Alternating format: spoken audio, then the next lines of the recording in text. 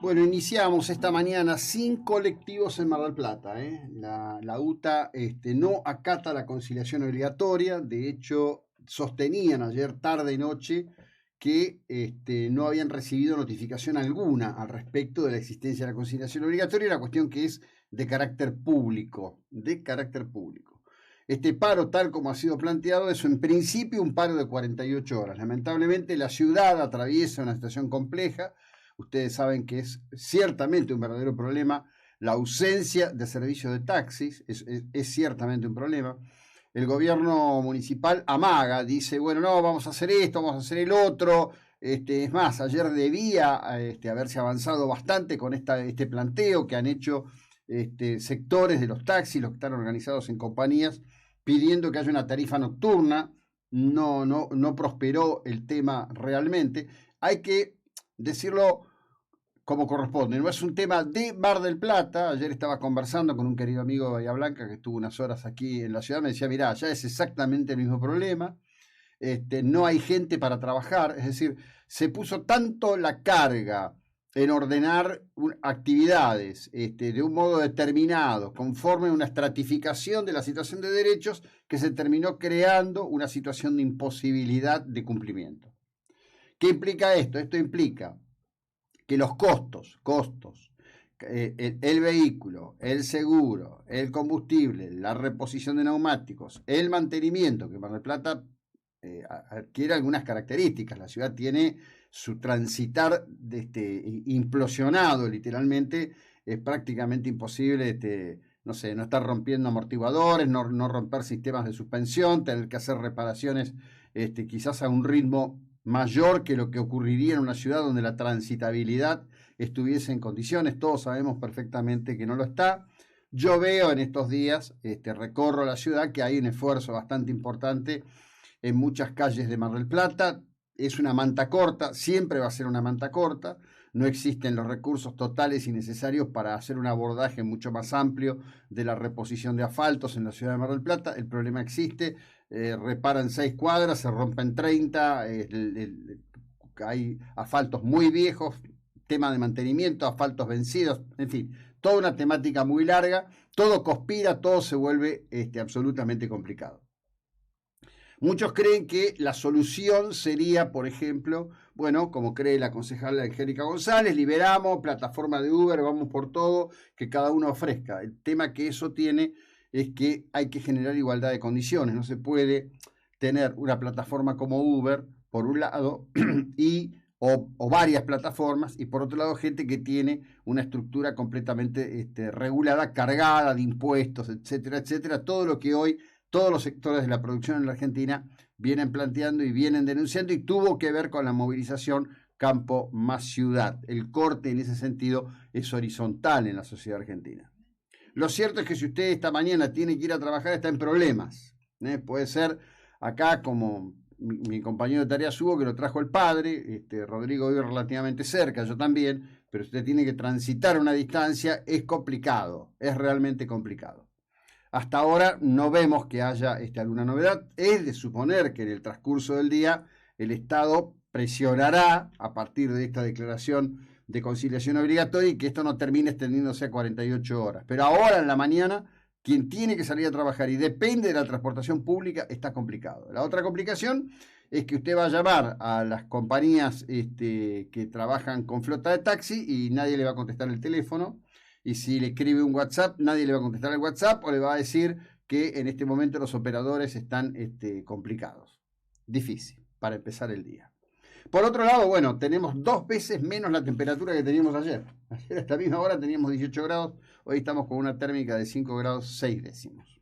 Mínimo al lado de lo que están sufriendo los ucranianos. En este momento el alto mando ucraniano ha comunicado que los rusos han iniciado un avance en toda la región de manera simultánea sobre diversos puntos, intentando quebrar la resistencia ucraniana. En el día de ayer estuvieron en Kiev reunidos con el premier Zelensky, Anthony Blinken, que es el hombre de la diplomacia norteamericana, el secretario de Estado para los Asuntos Exteriores y el jefe del Pentágono. Llegaron de manera incógnita, volvieron por tren hasta Polonia, y allí Blinken, bueno, dio una serie de precisiones, dijo que entiende que hay condiciones suficientes y objetivas para pensar no solo que los ucranianos podrán contener a los rusos, sino que podrán evitar sistemáticamente la ocupación de su propio país. El costo es tremendo, el costo en dolor, en sangre, en destrucción, es absolutamente tremendo. Ayer alguien me decía, bueno, ¿pero qué sentido tiene todo esto? Se están destruyendo todo. Bueno, es obvio que cuestiones como patria, como tierra, como no ser sometido, tiene mucho que ver.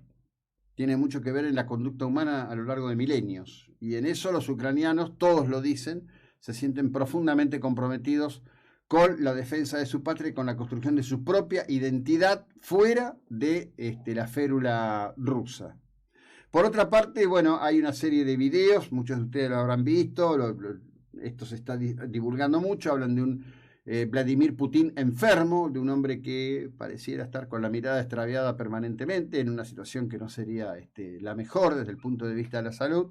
Las cuestiones al respecto de esto, las especulaciones al respecto de esto son muchísimas. Pero por otro lado, en el día de ayer, lo que era una fuerte noticia a esta misma hora de la mañana para nosotros, hoy va teniendo otros matices. Ayer se habló de un ataque con drones Bakhtiar 2, los drones turcos, contra estaciones, puntos de almacenaje de combustible y de petróleo a 150 kilómetros de la frontera ucraniana. En el día de hoy se está hablando de sabotajes. Recordemos que ha habido en la semana pasada situaciones muy fuertes. Una de ellas fue la destrucción prácticamente completa, con un saldo final de 14 víctimas, de instalaciones donde se hacían desarrollo de misiles o de partes de misiles.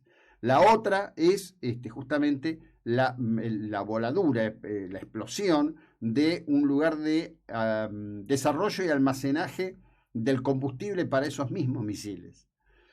Hoy se está hablando de una resistencia interna, es decir, que habría actores que están haciendo sabotaje, que están haciendo literalmente terrorismo dentro de Rusia, oponiéndose al gobierno de Putin y atacando puntos sensibles que afecten la estructura organizacional de provisión de nuevos elementos bélicos.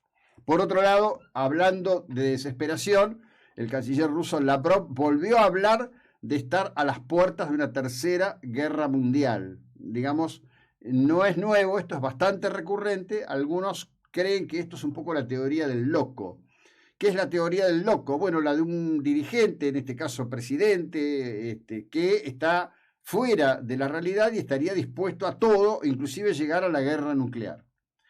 Hay una historia que cuenta que Richard Nixon, que quería terminar con la guerra de Vietnam, había desarrollado esa idea, había dado instrucciones de hacer saber a los adversarios, en este caso principalmente al régimen soviético y al régimen chino. Mao Zedong era el todopoderoso hombre de China en aquellos años, que estaba dispuesto a la opción nuclear contra Vietnam del Norte.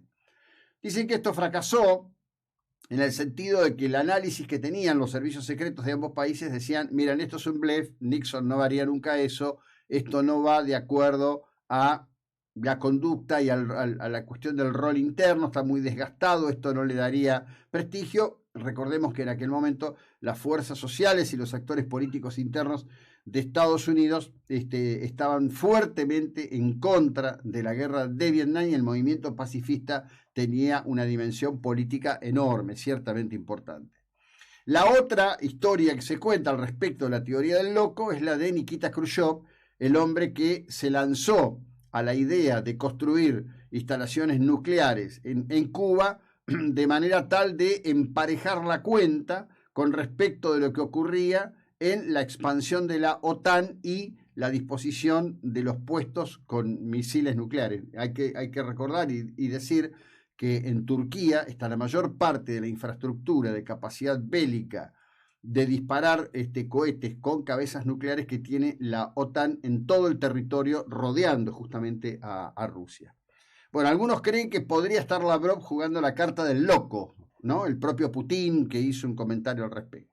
En realidad y en rigor, es una amenaza que está sobre la humanidad, es una amenaza que está ahí, y no se puede frivolizar, ni se puede decir, bueno, no, en realidad son cosas que se dicen, es algo para tomarlo muy en serio, pero también habla de la situación cada día más complicada que tiene Rusia, en el sentido de que no obtiene lo que está buscando, no pueden rendir, por ejemplo, en Mariupol a las tropas que están allí en la ex planta de fabricación de acero, en donde ayer a la tarde se divulgó un video que muestra que adentro de esas estructuras, donde hay una fuerte estructura de túneles antinucleares construidos en la era soviética, no solo hay militares, no solo están hombres en armas y mujeres en armas, hay muchas mujeres en armas en el ejército ucraniano, sino que además hay familias, hay chiquitos en el lugar. Hoy se vuelve a insistir que se habilitaría un corredor para que los civiles puedan salir. De hecho, el fin de semana se había señalado y se había afirmado que efectivamente Putin había dado orden de no volver a atacar y mantener rodeado el lugar, y sin embargo han vuelto a atacar y han atacado con una furia enorme, con un despliegue que habla de una suerte de situación de histeria, de bronca, en el sentido de decir, bueno, pero estamos desplegando este poder militar, estamos haciendo todo este daño y estos tipos no se rinden. Es más, se parece un poco a las expresiones que ha tenido el vocero de la presidencia rusa cuando dice, miren que nos están atacando a nuestro territorio, nos están atacando a nuestro territorio, esto no se puede admitir. Es decir, los tipos fueron a la guerra convencidos de que como César llevando con las orcas caudinas a Vercingetorix en el triunfo, obteniendo las Galias, algo así iba a pasar, que lo iban a llevar exhibido como una bestia de caza a Volodymyr Zelensky, que se iban a quedar con Ucrania. Bueno, ha salido todo mal. ¿Por qué es necesario hablar de esto? Y es necesario hablar de esto porque está ocurriendo y porque impacta en el mundo. De hecho, en algún aspecto Lavrov tiene razón. Está disparada una situación global que, concentrada en un territorio específico, afecta estrictamente a todo el planeta. Sumémosle a esto la locura china con el encierro de Shanghái. Ayer había imágenes del atascamiento de barcos de carga en China, lo cual va a suponer una fenomenal complejización del transporte mundial, que ya está complejizado y se va a complejizar todavía mucho, pero mucho más. Varias cosas. En el día jueves, que va a haber sesión en la Cámara, en la legislatura bonaerense, sí, de tanto en tanto la legislatura bonaerense tiene sesión, se va a votar en la Cámara Baja, después de haber pasado por el Senado, donde se introdujo una reforma, una ley que es muy importante para Mar del Plata, es la ley que tiene que ver con el tema del desarrollo tecnológico.